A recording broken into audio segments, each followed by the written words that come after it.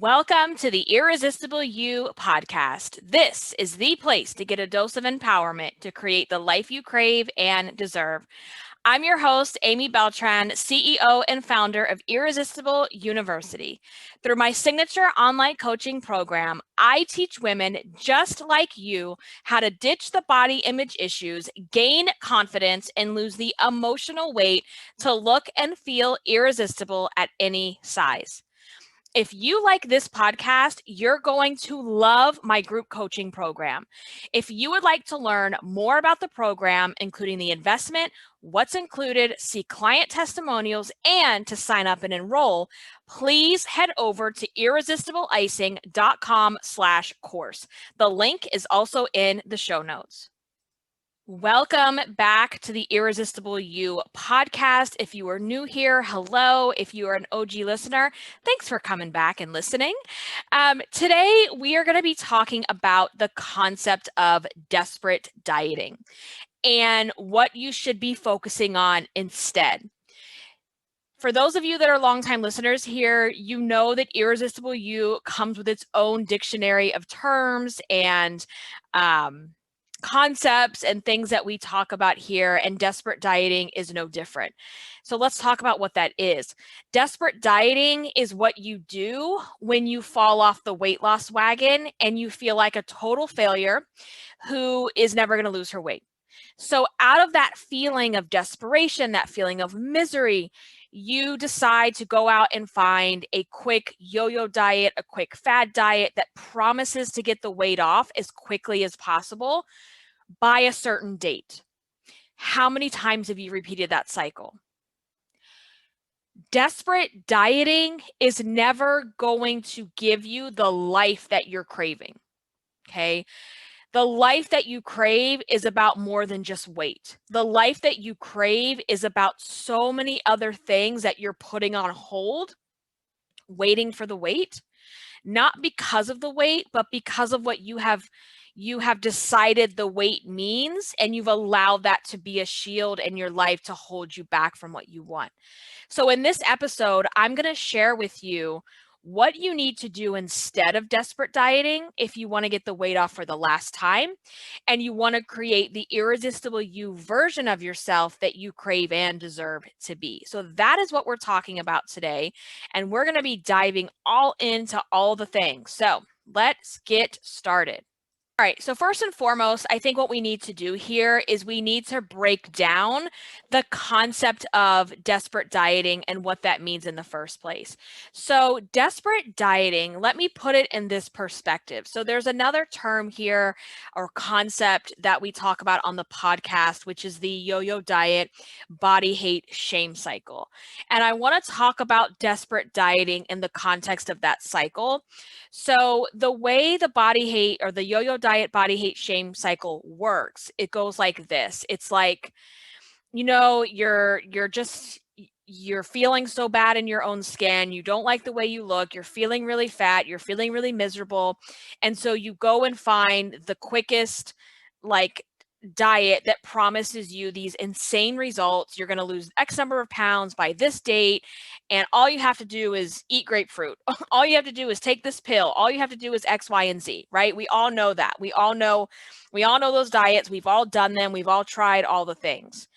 And you get on this diet and you start following it. You start losing some pounds. Maybe your clothes start fitting better, and then something happens. Something happens. It doesn't have to be something traumatic. It doesn't even have to be anything dramatic. It's just like the girls ask you to go out to dinner tonight, or they ask you to go out to happy hour for drinks, or they're going to have a celebration after work. Something like that has taken you out of your little diet bubble where you have told yourself, I'm only allowed to eat these things. I can't derail from this. I can't have alcohol. I can't have X, Y, and Z. Because you've chosen this diet plan that is not sustainable in the real world, in your real life. You have chosen something out of pure desperation because you want to get the weight off as quickly as possible. Okay, that's like phase one of desperate dieting. So this event happens, or maybe, you find out some bad news and you go off your plan, okay, and you start emotional eating or binge eating. So whatever the catalyst is that pulls you off the diet, you're now back into the food, you are back into emotional eating, binge eating, and not only are you doing that, but you're deep into the guilt and the shame, the body shaming, the guilt for not being able to do this. And then what happens is here comes your friend, which is really not our friend. Here comes the inner fat bitch. And here is another term that we use. The inner fat bitch is that inner voice that tells you you are a worthless piece of shit. And she is that voice who is telling you, I can't believe that you're such a failure. Here you go again. You can't ever lose the weight. Look at you. You're disgusting. Who did you even think you were in the first place that you could do this? And all of that inner dialogue starts, all of that guilt and that shame, and just beating yourself up, not only for falling off the diet, but for how you look and for having this weight problem your entire life. Okay.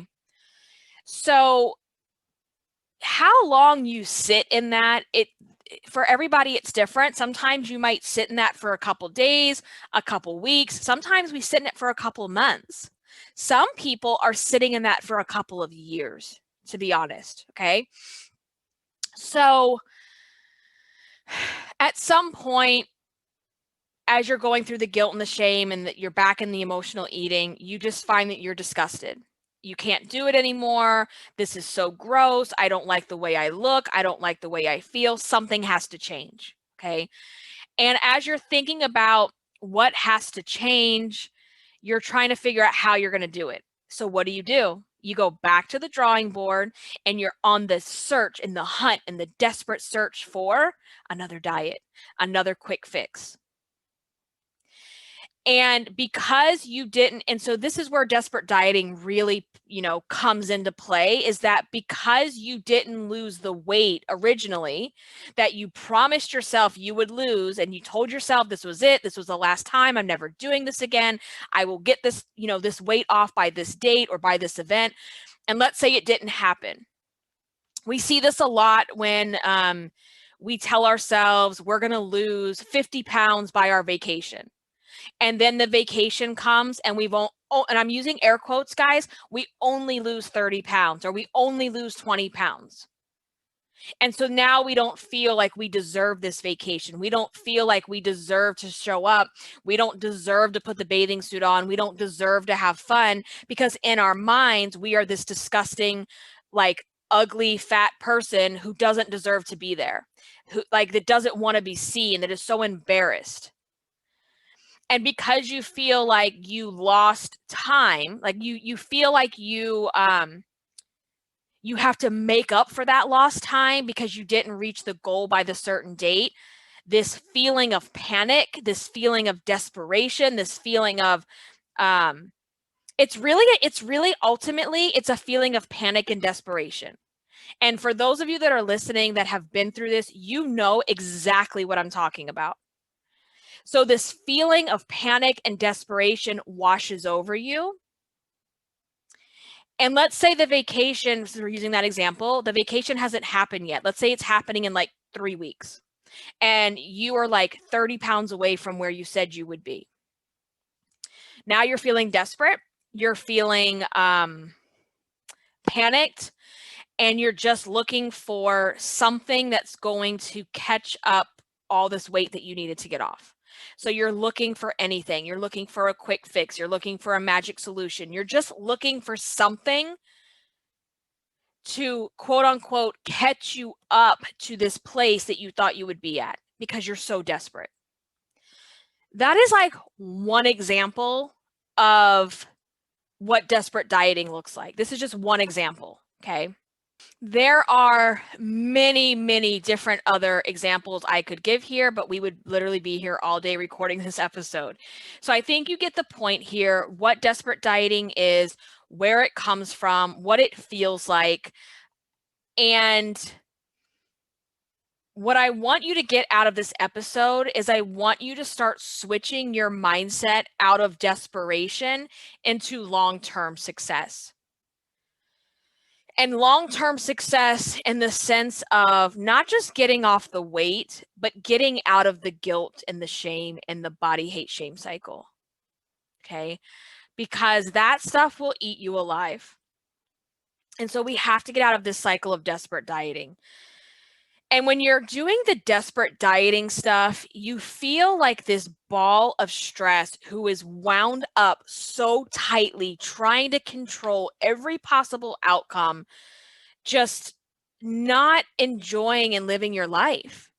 You are literally like just living your life for this number, living your life for this goal that you've set for yourself with this plan that is completely unrealistic. Okay? And then you sit around and you wonder, well, I wonder why that didn't work. When you put yourself on some kind of plan that completely eliminates fruit or completely and tells you that fruit is evil and bad, or you put yourself on these plans where you're not even allowed to have a glass of wine or a cocktail with friends. And I see this day in and day out on Instagram. And I'm not going to mention names, but there is a person that I follow. And I'm actually getting to the point where I don't even know why I follow this person, to be quite honest with you. And she is right now doing this whole diet thing. And I'm thinking, I just want you to get help because this woman is nowhere near overweight. I don't even see an ounce of fat on her body. And she is completely torturing herself.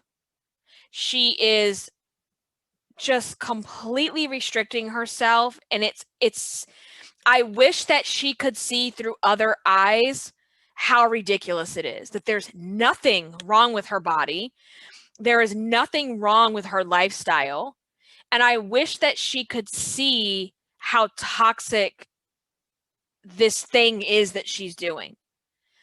Because it's just not, it's not a way to live your life.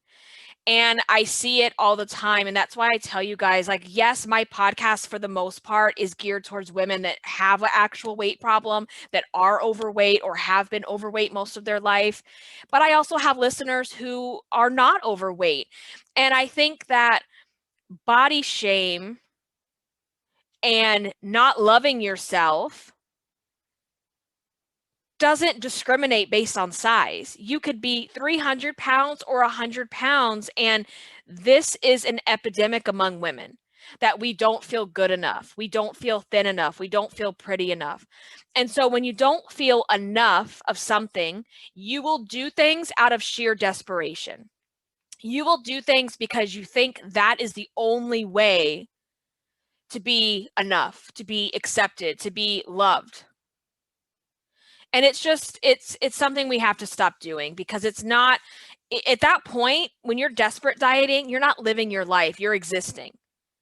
And it's a sad existence. And I can speak on this because I've lived it too. And I know what it feels like. And I never, ever want to go back to that feeling.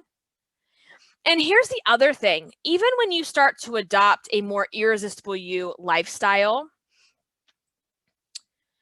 you could still have these pockets of feelings that come in where you think you should be desperate dieting. We actually had this conversation inside of my coaching group a few months ago or so, where some of the girls were saying the same thing. And I've even had that feeling at times since I've had Javi, and I just want to get this weight off. And you have this desperate dieting comes over you, like, oh my gosh, like, maybe if I just do this, it'll kickstart me and I can, then I'll stop doing it. And it's like, that's the mentality we have to get away from. And so the difference starts to become when you notice that you're having those thoughts versus when you are deep, and I mean deep, in the yo-yo diet, body hate shame cycle. You don't have the self-awareness to even acknowledge what you're doing, let alone to stop doing it. And so that's one of the things with Irresistible You is we really work on developing self-awareness to understand When are we going into inner fat bitch talk? When are we beating ourselves up? When are we reaching for desperate dieting? Okay. And it's like some of these people I see on social media, I just wish they had the self-awareness to see the ridiculous things that they're doing and how toxic that is. Because here's what also, like, just, oh my God, this just drives me over the edge. They post these pictures of their completely flat stomachs. Okay. And they talk about their diet and how they, I'm not where I want to be, but I'm not where I was. It's like, no, bitch, you've never been overweight. You don't get to say that. Like, you don't get to say that. And then everybody in the comments is reinforcing how amazing they are. Oh, congratulations, you're going to get there. You look so good. What are you doing? Send me your diet. Send me your meal plan. And this toxic diet culture bullshit, it has to stop. It has to stop. And this is one of the reasons that I do what I do, and I will always do what I do here, and I will continue to be a voice that is anti-diet culture, that is teaching women how to love themselves outside of the scale, that is teaching women how to have a life that is not directly related to the scale, because I want to break that cycle. I want to break that cycle for a lot of people. So that's me about to get on a tangent, and we don't have time for that because you guys know how I get. But it fires me up because you deserve so much more than that. And you deserve to live a life that is not, sitting around eating a grapefruit and working out for 2 hours a day to punish yourself. And I know how that feels because I've done it, and it feels horrible. It feels horrible. So let me share a story with you guys, okay? Here's a great example of a desperate diet moment, okay? Because I told you they come in different shapes and forms. So I remember my husband and we were going to go, I think we were going to Houston. This was like when we first met. That's where my in-laws are, his family's from. And I didn't realize the trip was like coming up so quickly. Because again, back in that time, I was in zombie eater mode. I was in denial mode. I didn't have self-awareness, and I was deep in the the yo-yo diet body hate shame cycle. And all of a sudden I was like, oh shit, this trip is like in a couple days. And I kid you not, this is so ridiculous. It was like 9 or 10 o'clock at night.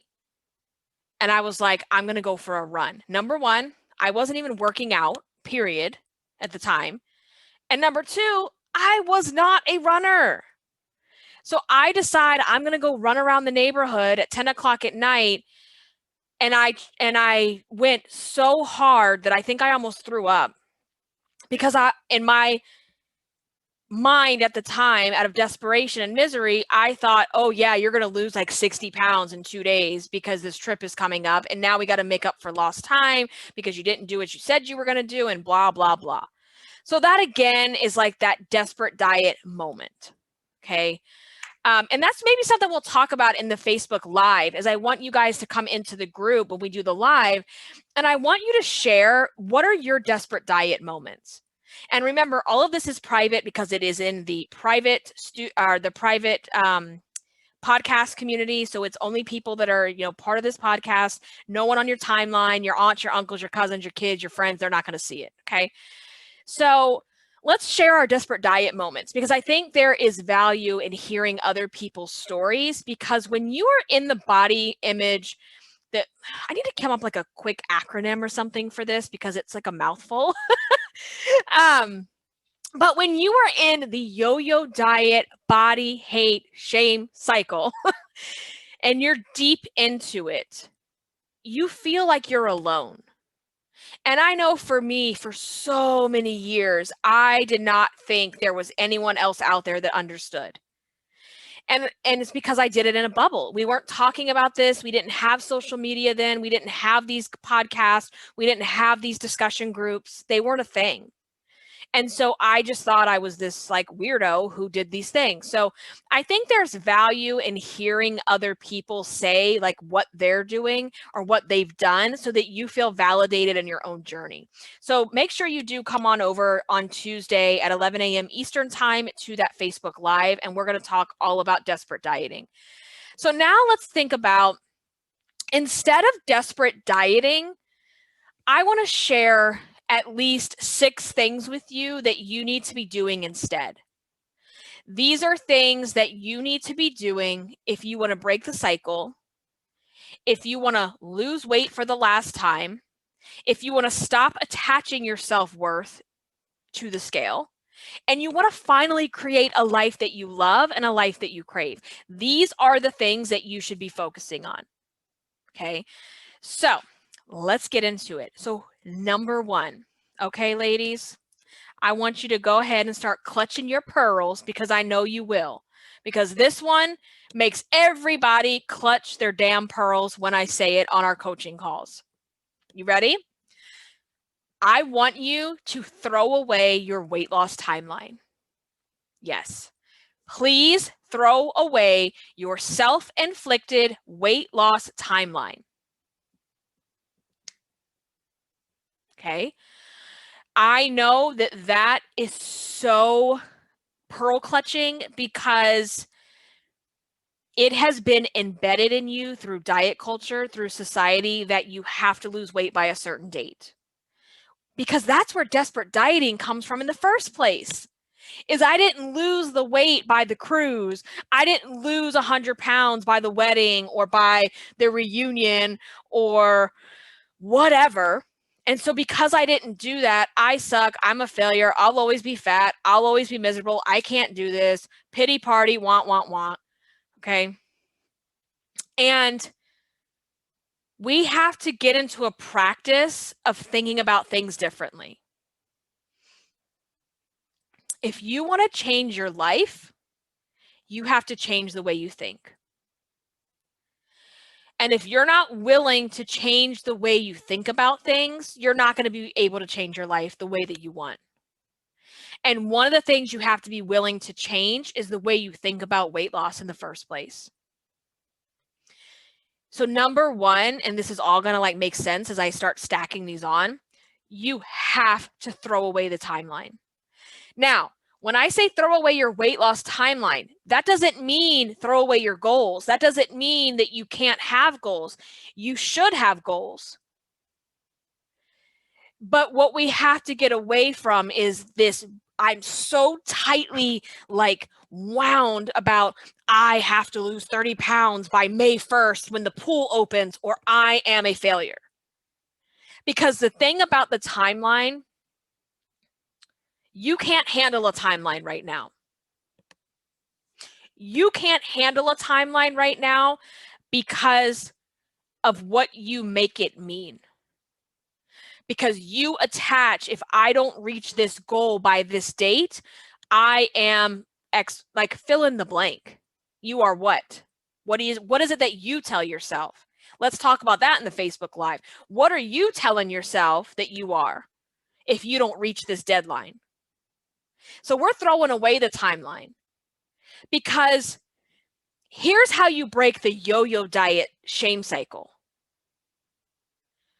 We stop worrying about losing 50 pounds in 5 months, and we start adapting a concept that we're losing weight for the last time.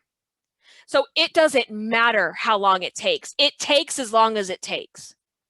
And I know that you are just sitting there feeling uncomfortable. I know you sitting there feeling all the resistance, clutching them pearls, because you just can't even imagine doing this. But let's take a step back. Okay. Rewind. Please explain to me how years of yo-yo dieting and desperate dieting are serving you. I'll wait. Clearly, they're not working, or quite frankly, you wouldn't be here listening to this podcast. So if that's not working, Why are you so hell-bent on hanging on to it? What if you just decided and made a decision, you know what? I'm going to try something I've never tried before. If you're so willing to do a grapefruit diet and a Special K diet and a Subway diet and a paleo diet and a Whole30 and all this bullshit, because that's what it all is. If you're so willing to do those things, why are you not willing to think about this differently? And that's something you have to sit with and something you need to really analyze if you're sitting there really in resistance about what I'm saying. So number one, we have to throw away the self-inflicted timeline for weight loss because you have made that timeline mean I'm not worthy and I suck if I don't reach this goal. And also, the second part to that, just to kind of recap, is that when we have a timeline, we're not looking at weight loss as the last time. We're looking at it as a temporary fix, which means we'll probably gain we're basically telling ourselves, if you just get the weight off by vacation, who cares what happens afterwards? When you start changing your mentality around, I don't want to just lose weight. I want to change my entire life. And the way that I'm going to change my entire life is to start changing my thoughts around food, my thoughts around myself, my thoughts around how I'm doing weight loss. Okay. So throw away those timelines. Okay. You can still have goals, and that's okay. But for right now, we're no longer going to sit around and think, I have to lose 30 pounds in 30 days. I have to lose 30 pounds by May 1st. And I'm going to get back to that as I go through this. So just hold those thoughts, okay?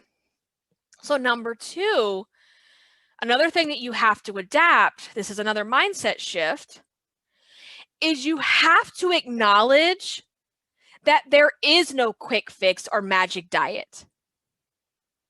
I know, clutch your pearls again, girl. There is no quick fix or magic diet that's going to get you to that goal in the first place. Okay. Again, sure, those like desperate diets may have gotten the weight off for your event, but then what happened afterwards? You gained the weight back. So if you want a quick fix, if you want to lose 30 pounds in 30 days, just click off of the podcast right now. Just unsubscribe, click off the podcast, click off the video if you're watching on YouTube, and go elsewhere, because I'm not about that life. Okay. If you want to change your life, regardless of what the number on the scale says in your journey, then this is the place for you. So in order to do that, you have to do real work. Okay. The real work is not a grapefruit diet. The real work is not a Whole30 or a paleo diet. The real work is losing the emotional weight. The real work is having these hard conversations with yourself when you want to overeat. The real work is showing up when you don't want to show up. The real work is being seen when you'd rather hide. So we have to acknowledge there is no quick fix, because here's the thing.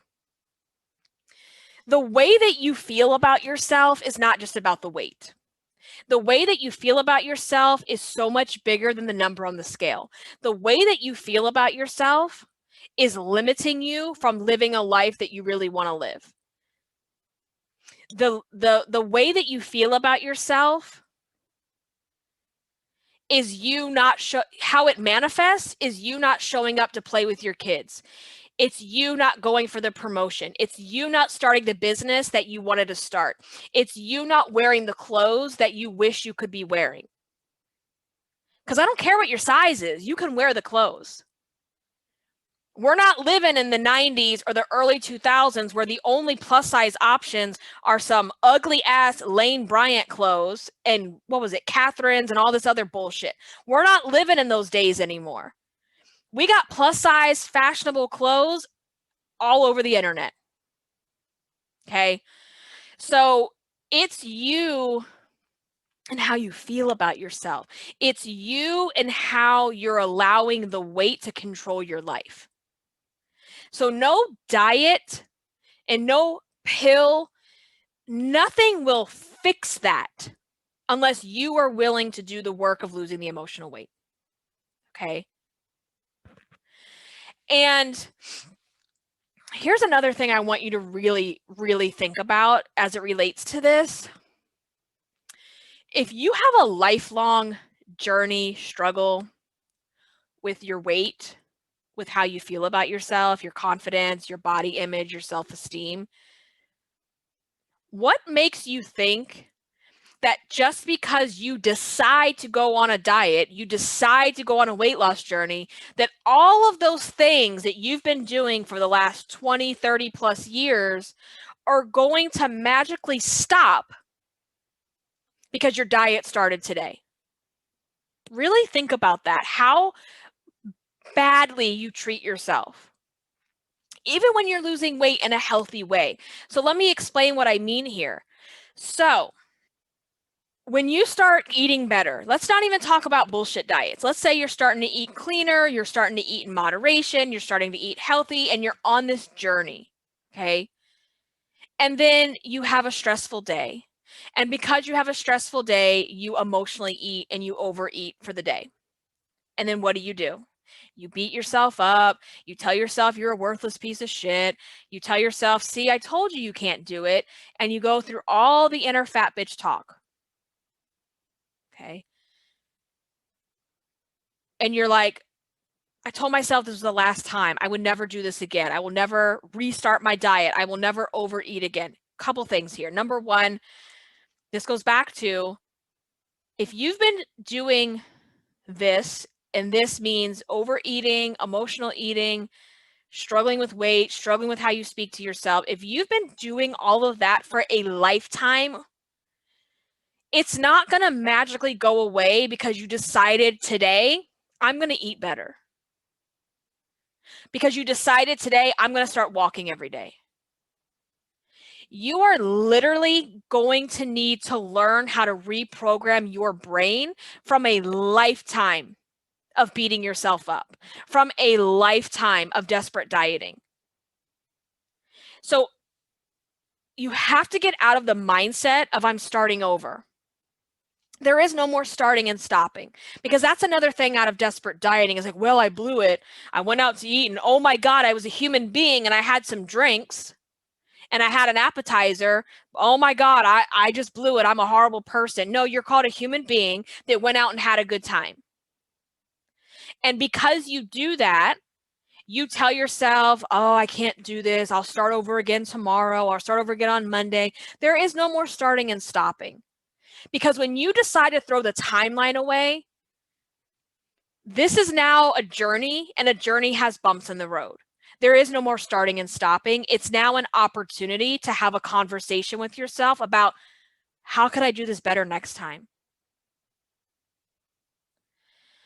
So again, stop expecting a lifetime of habits to go away because you made the decision to go on a diet, because you made a decision to eat better. And understand that a true weight loss journey will have bumps in the road. A true weight loss journey will have so many different opportunities for you to learn how to talk differently to yourself. It will have so many opportunities for you to overeat and learn how to do it differently next time. That becomes the difference. Because when you're desperate dieting and you're in that yo-yo diet cycle, you're expecting perfection.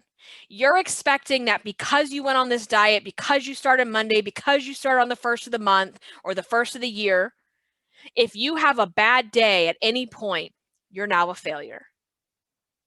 And that is not okay. That is toxic ass behavior. TAB, tab.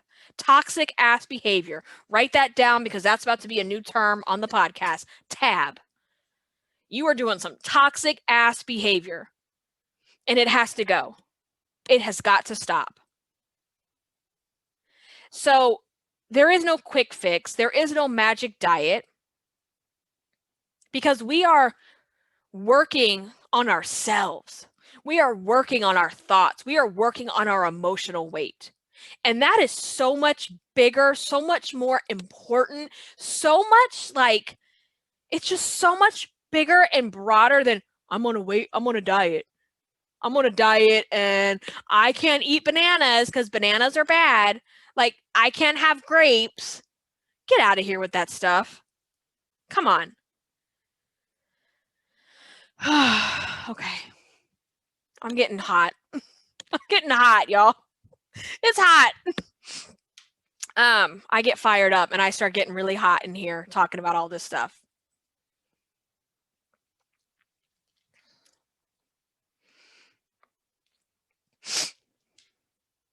Number three. So number three. All right, so number one, we're throwing away the self-inflicted weight loss timeline.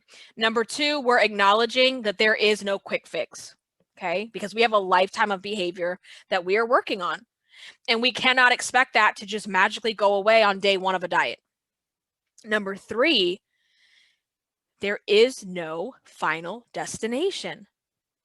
That's another mindset shift that is gonna, again, have you clutching your pearls, because diet culture has told you, oh no, you will have this magical before and after story. And everything that happens after will be amazing. Everything that happens after the goal weight, oh man, that's like, you're gonna be living it up. Again, you're being sold a bullshit false narrative, because there is no before and after story. There was then and there is now. And I think, I don't even know if I've done an episode on that, but if I haven't, I will. A whole episode around the toxicity around before and after stories. Because that infomercial, right? That infomercial that's on at 3:00 in the morning, and they're like, yeah, I was fat and miserable. And they show like this, not only is the person overweight, but they're always like sad and they look pathetic and they're just like so sad looking. And then the after, they're like smiling and they're running in the sand. And that has sold people on the idea that once I get to my goal weight, I'm done. Once I get to my goal weight, life will never be hard for me, because in diet culture, oh no, life is only hard if you're fat. Life is only hard when you're overweight. So magically in your brain, you have connected the dots that, oh, well, if I'm thin and I lose weight, I won't be anxious anymore. I won't be depressed anymore. I won't hate my job anymore. I won't fight with my husband anymore. I won't like feel bad about myself ever again. And so what happens? For those of you that have gotten to your goal weight in the past, what happens? It's a cold slap of reality when real life kicks in. And so then, so often the cycle starts again, because you don't have the tools and the resources to know how to cope with your emotions. And because you don't have those tools, you go back to the food, because that's all you know how to do. Because this diet that you did never taught you how to handle your emotions. It never taught you how to think differently. And I say it all the time. One of the biggest skills in life that you can learn is how to manage your damn emotions. And we're not taught that. We're not taught that in school. A lot of us are not taught that at home. We're taught to just ignore what's going on and keep on chugging. And that doesn't work. So there is no final destination. And I don't say that to be like doom and gloom and negative and all this stuff, but it's like, if you have a final destination in your own development and you don't plan on working on yourself anymore, then you might as well consider yourself dead, because your growth has died. So even when you get to your goal weight, you're not done, because now you're in maintenance. And you don't get to your goal weight and then go, well, I guess I'll go back to eating all the shit that I used to eat because now I'm skinny. It's like, no, you have to continue doing what you did to get there. Plus, you're going to have other stuff that comes up now. Because now that you get the weight off, what happens? Your brain hasn't caught up to your body. So in your head, you're still the fat girl. You got the inner fat girl, like it's like the inner fat girl dilemma, where you still think like an overweight person.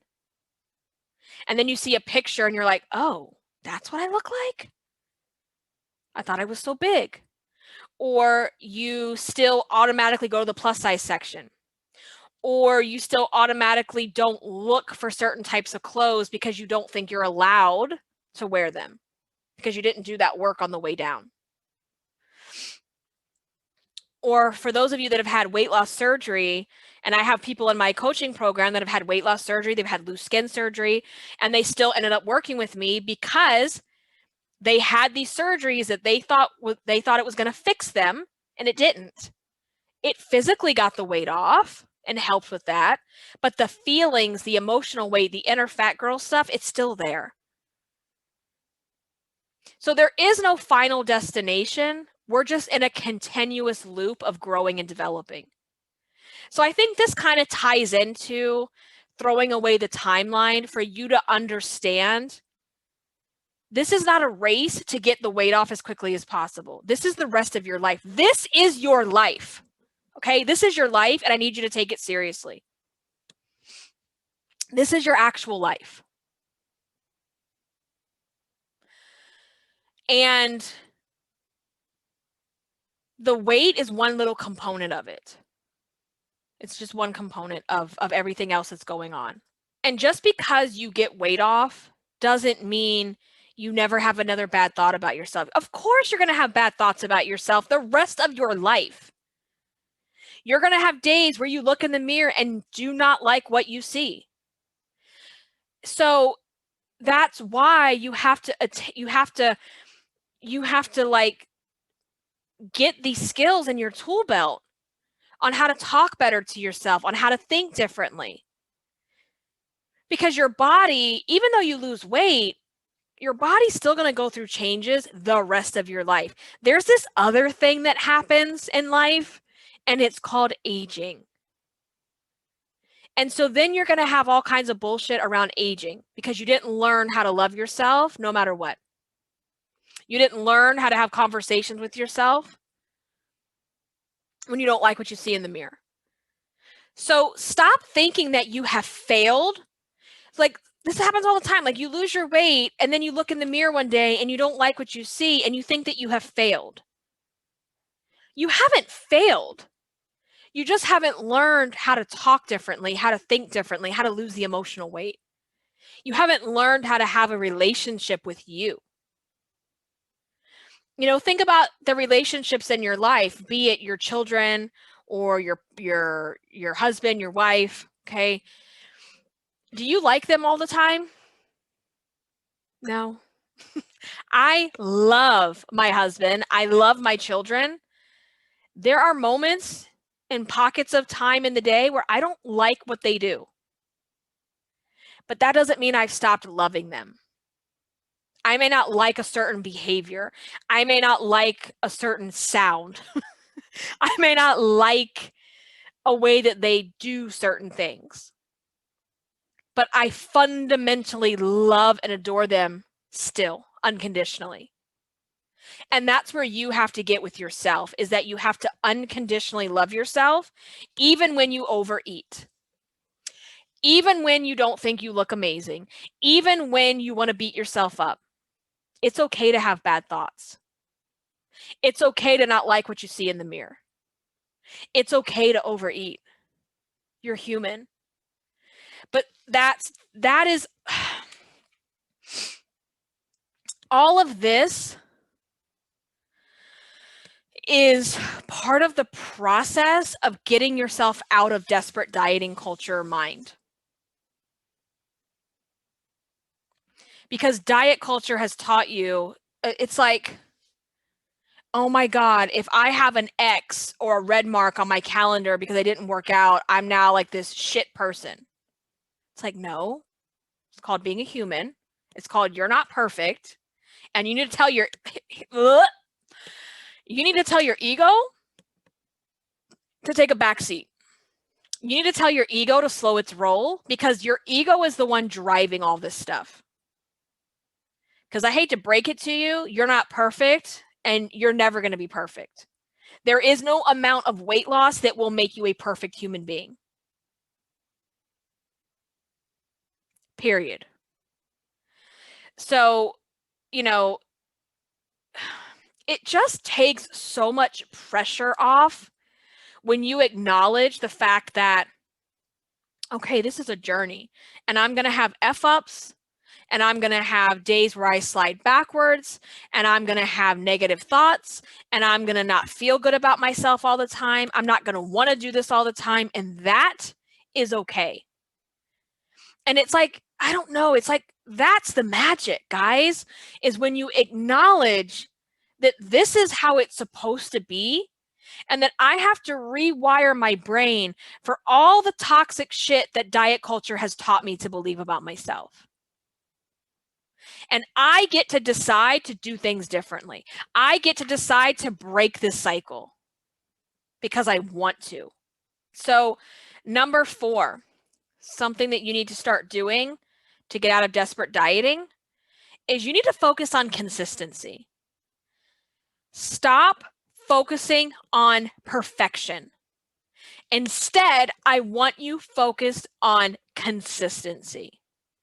And when I say focus on consistency, this is where we're going to start focusing on the behaviors and not the goal. So this, again, all connects back to throwing away that timeline. So let me give you an example of something that I'm doing right now as I'm going through my postpartum weight loss journey. So I know that I need more activity in my life. I need to move my body more. I need to be burning, like I need to get into like that cardio to start kind of building, like burning more fat. But I'm a very busy person right now, and I'm also energetically spent. So it's kind of like, they say like you may have time, but you don't have the energy necessarily. So where I'm at right now, I am running low on both of those things. Okay. And, the old me would say, okay, like let's get into desperate dieting. You have got to get in 10,000 steps a day off the jump. Now, and we can work up to 10,000. Let me explain something. Throughout my pregnancy, I did not work out consistently. And then after I had the baby, after I had Javi, I had a really hard postpartum period. There's a whole episode around that. Those of you that have been with me for a long time, you already know what I'm talking about. I had a life-threatening condition. I was put back in the hospital twice after I had him. It was a very hard time. Okay. So when I finally was ready to get back into my weight loss, my body felt like I was starting from ground zero. I never in my life remember feeling so weak, so stiff. Everything just hurt. Like everything hurt. It hurt to turn to the side. It hurt to bend down. It hurt. Just everything felt hard. Okay. So if I would have said to myself, I can't believe you gained all this weight from the baby. I can't believe it's taken you almost 4 months to get back in the swing of things. You know what? You fat bitch, you better start walking 10,000 steps a day. That is desperate diet mindset. Desperate dieting would have told me to do that. The old version of me, before I started doing my Irresistible You framework, would have told me to do those things out of desperation and disgust. But instead, I can see myself of like, look, yeah, you gained 60 pounds and that's what your body had to do. And you had a really hard postpartum period and it's okay. And we're going to give ourselves some grace and some forgiveness that sometimes life is just hard. Sometimes life is just hard. But just because life is hard doesn't mean we get a pass at creating what we want for ourselves. And so I told myself, as of March 1st, I started on March 1st, we got to start moving our body consistently. Because I still wasn't working out and walking consistently. And so I told myself, we're going to start doing this consistently, and we're going to set a goal that is achievable, that is a little bit more than we're doing on a normal basis, that's going to give us a little extra, but it's not so much that it's going to feel like shit doing it. Does that make sense?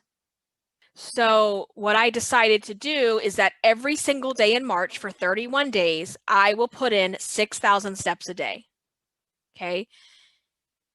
Because right now, 10,000, that would so here's the thing. If I were to tell myself 10,000 steps a day, I'm going to set myself up to fail because it already feels hard.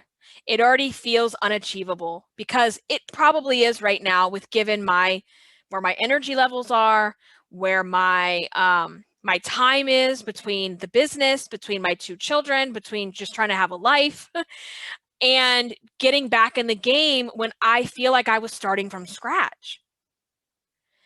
But it's not about how many calories am I going to burn? How much weight will this let me lose? How much can I, it's not about that. That is not why I set the goal. I set the goal because you have to have consistency if you want to stop desperate dieting and you want to actually lose weight for the last time. You have to build consistency in yourself. And here's one of the reasons why. It's not about the weight loss. It's not about how many calories. It's not about any of that stuff. What it's about is about you proving to yourself that you're going to do what you say you're going to do. Because when you have been in the yo-yo diet, body hate, shame cycle for so long, here's what you've gotten really good at. You've gotten really good at letting yourself down. You've gotten really good at proving to yourself that you can't be consistent. And when you have consistently been inconsistent, and let's just be very clear, you're inconsistent because you're choosing things that are not realistic in real life. Okay. And so when you've done that for so long, it's almost like you broke your spirit. It's like you broke your spirit and yourself to the point where you just don't believe you can do this anymore because you don't trust yourself, because you're so sick of your own bullshit lies. You're so sick and tired of telling yourself you're going to start over on Monday. You're so sick and tired of losing the same 50 pounds over and over and over again. Because you're doing things out of desperation instead of taking your time and getting to know yourself and using the overeats and the negative behaviors as ways to learn about who you are and how you can change it. Because you're so wrapped up in that ball of nerves and desperation that you're in denial when things aren't working out. You're in denial about how bad stuff really is because you don't want to deal with it. You don't want to deal with what's really going on. And if you would just let yourself unravel from that ball of control and nerves for a little bit and say, okay, let's take a real inventory of what's going on in my life.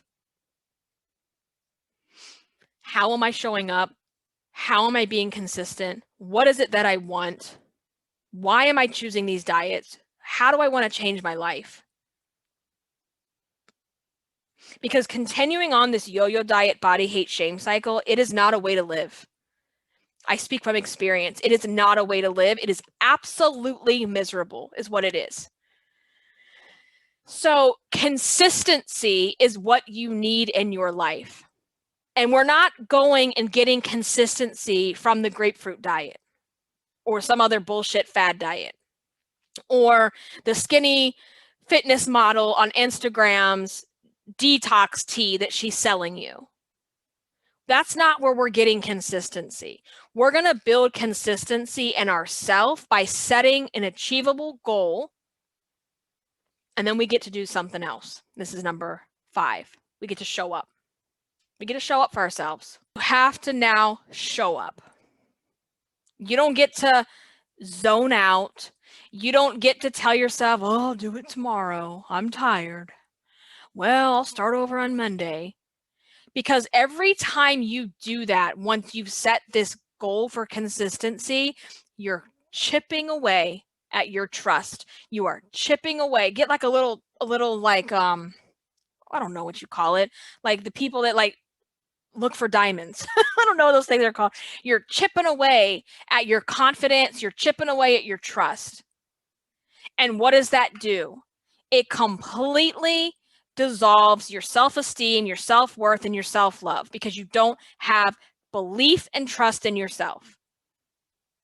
And the number one way to build your confidence is to do what you say you're going to do. Think about it. When you do what you say you're going to do, it starts to boost. Like imagine your confidence is like a little, it's like your phone, like the phone battery, and your percentage just starts going up every day. And so that's what I decided to do is like, I have got to just get back in the game and start being consistent and showing up. Even if I'm not doing anything else, you know, the way I want to be doing it, I'm going to stick to this because this is going to prove to myself that I can be consistent and show up. And especially when I don't want to do it. And I've been putting all of this on my Instagram stories. So make sure you're following me. I am at Irresistible Icing. And every day I've been sharing about my journey with the 6K a day. And there was a time last week where, so for me right now, the main time that I'm able to get in my workouts, my walking, is at night, about 10 o'clock at night. And I go out to the garage, we have a treadmill. And if it's a nice day, which we've had really cold weather, so I haven't been getting outdoors, but like this week it's going to be in the 70s. So I'll probably end up getting in all of my steps and more because we'll be outside, like me and the kids and Chewy. So I have been working out at 10 o'clock at night because it's the only time that I have. Because my husband works nights. I work in the daytime. I work like in the morning up until 1 or 2. Then he goes to work. He doesn't get home till almost midnight. So once he goes to work, I'm on full-time mom mode. And having a 4-year-old and a 4-month-old is lovely, but they are energetically draining. I mean, that's just, it is what it is. It is what it is. It's hard. And by the time I do dinner, bath, bedtime routine, get both of them to sleep, I'm spent. I am spent. I am tired. I am drained. And what I had been doing for the first couple months with Javi is once I get him to sleep, I just kind of lay in my own bed while he's in his portable bassinet thing in my room. And I just kind of lay there and like play on the phone. And I'm sick and tired of doing that. I want more for myself. So while in the moment, and so there was this point last week where I was so tired. I had gotten no sleep the night before. So for those of you that have children or babies, Javi just turned 4 months. And this is real. This 4-month sleep regression is no joke. Where he was sleeping really well, maybe he wakes up once, put him down at 8, he might wake up at 1 for a quick feeding, and then again at 5 or 6. He was doing great. Sometimes he would sleep all the way through the night. So he's been a really good sleeper up until this point. And I didn't get any sleep the night before. I was so tired. I was so spent. And then spending the whole afternoon, like taking care of the kids, I was just done. But I was like, no, you made a commitment to yourself. And if you don't do this, that percentage of your trust that we're talking about, like a phone, your percentage is going to go down. And then it makes it easier the next day to say, F it, I don't want to do this. So got my shoes on, went out to the garage, got the baby monitor, got my phone, and I did it. And because I set a goal of doing 6K a day, it's achievable without feeling like I'm dying. Because again, it's not about how much weight will this burn, how many calories am I going to burn? It's about, let's just build our trust and our confidence back to be consistent. So you have to have consistency, and then you have to show up for yourself. And showing up for yourself means, here's the other thing about it. Your present self that's tired, that's been taking care of kids all day, that's been working all day, your present self will never want to do it. So stop acting like you have to find motivation. I am so sick of hearing people say that. If I could just find my motivation, I could get back to it. No, it's called discipline, and it's called showing up. Because motivation ebbs and flows, right? It just ebbs and flows. It is not intended to be this long-lasting thing that we just always have. And that if we had to have motivation to go to work every day, you wouldn't have a job. Because we're not going to feel motivated to do things every single day. We have to do things because we want more for ourselves. So your current self that's tired, stressed out, pissed off, hungry, is not going to want to go out and put the shoes on and work out. So you have to think about your future self. What does your future self want? Where do you want to be in 3 to 6 months? How do you want to feel tomorrow when you wake up? Think about that first. If I don't go out to the gym and get my steps in like I promised myself I would do every day this month, how will I feel about myself tomorrow? Not so good. Not so good. So you have to do it for your future self, whether that future self is tomorrow, next week, or next month. How do you want to feel? Okay, that's showing up. All right. All right, number 6. So we are almost through our entire list here. The number 6 thing that you have to start doing to quit the desperate dieting is self-care. And let me explain what I mean here. There's a lot of components, a lot of layers of self-care. And while self-care can be a massage, and that's lovely and that's beautiful, it's not just a massage. It's also having the hard conversation with yourself when you don't want to go do the thing you promised yourself you would do. And that was something I had to do last week, is like going out to the gym by myself to have some time alone to focus on working on me. That's also self-care. You know what? Even though it's 10 o'clock at night and I'm in the garage and it's cold and I'm on the treadmill, that's self-care. That's the not so glamorous side of self-care. Because in order to become the woman that I want to be, to get to where I want to go, this is the work that has to be done. And it doesn't always look like a glamorous day at the spa. And that's something I want you to embrace. Now, going and getting massages, getting your hair done, getting your nails done, I encourage all of that. Because that stuff, while it's part of self-care, it's going to make you feel so much better about yourself. What I don't want you doing is I don't want you holding self-care hostage for a goal weight. And that is what diet culture has trained you to do. It's like, well, you're not allowed to get a massage. You're not allowed to buy new clothes. You're not allowed to go do your hair until you lose the weight. And it goes back to why I believe before and after stories are very toxic. Because in the after, the person has their hair done, their makeup's on, their nails are done. And the before, they're just sad, they're pitiful, they're pathetic, they just look like they rolled out of bed. You have to train yourself now, no matter what size you are, that you are worthy and deserving of self-care from yourself, no matter where you are on the scale. Because if you're throwing out desperate dieting and we're throwing away the timelines, I don't want you waiting for the wait. That is a waste of your time. You are literally wasting your life away waiting for the wait. So, should you go out and buy an entire new wardrobe when you know you're going to be losing weight? No. Should you go out and buy a couple of key pieces that are going to make you feel really good now? Yes. Yes, because here's the thing. You're not living your life 50 pounds from now. You're living your life right now. So I want you to take care of yourself at the size you are now.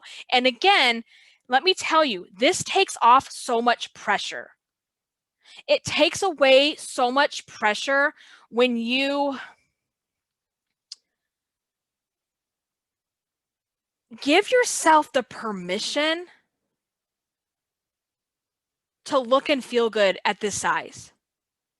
And I did that recently too. So I'm at this really strange place in my postpartum weight loss journey where my pre-pregnancy jeans, girl, they don't fit right now. Okay. We're not even about to get in those right now. But my maternity pants are literally falling off me. When I put them on, they start falling down. So I was like, okay, I'm really done wearing leggings. I can't wear any more black leggings right now. Plus, it's about to start getting hot, okay, warm. And I was like, I need a new pair of pants, a new pair of jeans, because I love to wear jeans. So I bit the bullet. And, I am normally a size, we're transparent here, right? I'm normally a size like 14 before I got pregnant. And right now I bought a pair of jeans, it's a size 18. So it's 2 sizes bigger than what I normally would wear. But here's the thing. There is no shame in going up a size or 2 or 3 or however many you need to go up. There is no shame in that because here's what happened. I am sitting here wearing a pair of jeans that fits my body today, that looks good on my body today, that makes me feel confident, that makes me feel like a human being again. Because sitting around, I mean, I love me some leggings, but it's like I can't wear leggings every day. I start not feeling so human. And so I feel really good. And here's the thing with the size. Because I could sit here and go, oh my God, a size 18. I haven't been a size 18. And like, I don't even know the last time I was ever a size 18. It's been a long time. It's been a long time. Okay. And I could sit here and beat myself up and call myself names and blah, blah, blah. But here's the deal. What is that going to accomplish? What does that accomplish? It accomplishes nothing. So I don't really give a shit about the size right now because here's the other side to it. Remember how I said this is a journey, right? This is a temporary stop in my journey. Because as long as I'm putting in the work, as long as I'm staying consistent, as long as I'm showing up, I know the weight will follow. And I'm not worried about when it's going to follow because it will follow. And then eventually, these jeans are going to be loose and we're going to be packing them up in the donate box. So if you don't feel good in your skin because you've gained weight, that's one thing. And that feels awful. And I hear you and I'm with you, okay?